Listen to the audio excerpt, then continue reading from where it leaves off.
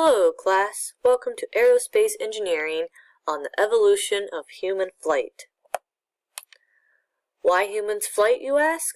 Well, Herbert Wright said it the best. The desire to fly is an idea handed down to us by our ancestors who looked enviously on the birds soaring freely through space, on an infinite highway of the air.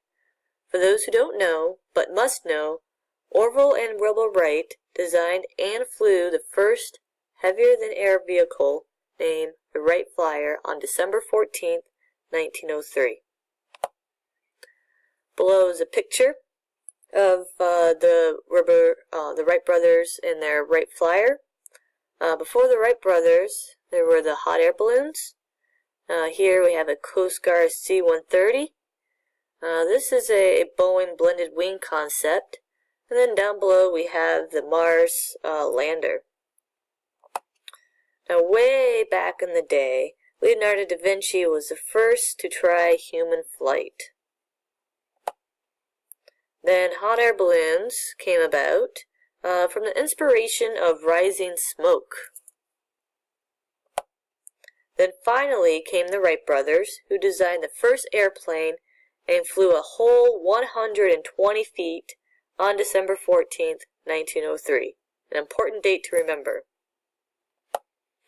From the Wright brothers, we went from a whooping 6.8 miles per hour to thousands miles per hour for airplanes and even faster for satellites in just 1 century.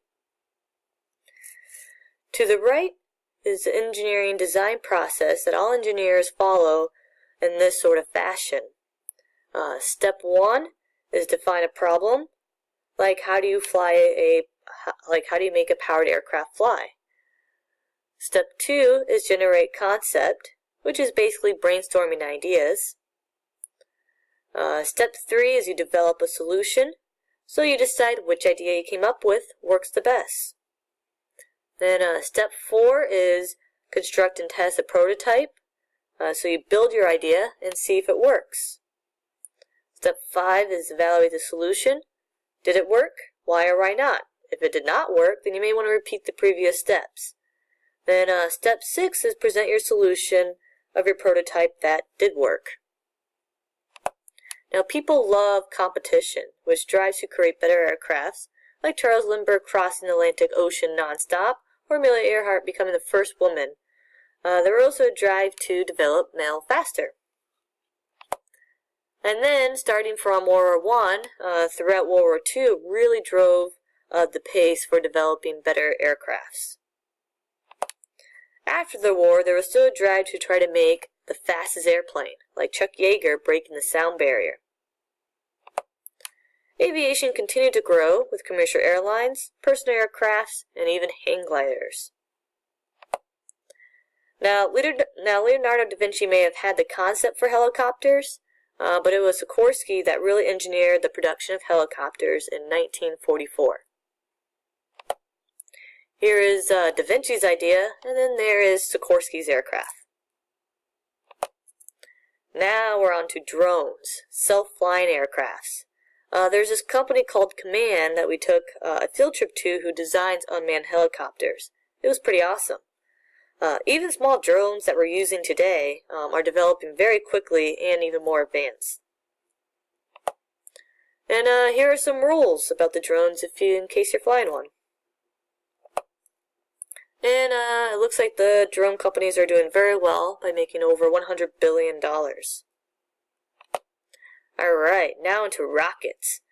So Chinese were the first one to experiment with rockets by making like a firework-like rocket by using gunpowder.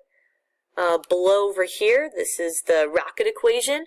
This is the first step to becoming a rocket scientist.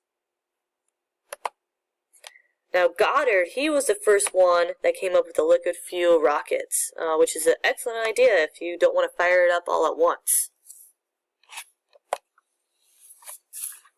Now once the rockets were developed, then the idea of becoming the first satellite started to come in play. It was a space race between the Soviet Union and the United States. The Soviet Union won with launching Sputnik into space. Come back up. The race continued with animals. And then NASA was created in 1958 in the U.S. To support missions into space. And now, there's a race to the moon. With limited technology, it was actually pretty impressive what they accomplished.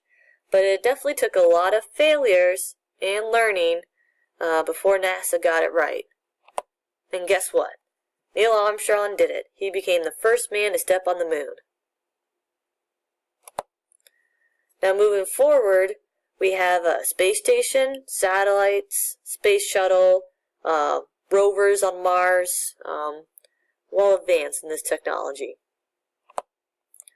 Today, there's this thing called the X Prize Foundation, and this is to drive engineers into competition in hopes to develop better products, like building a vehicle into space or a cheap rover, or even building a vehicle to land the rover, unlike Mars or the moon.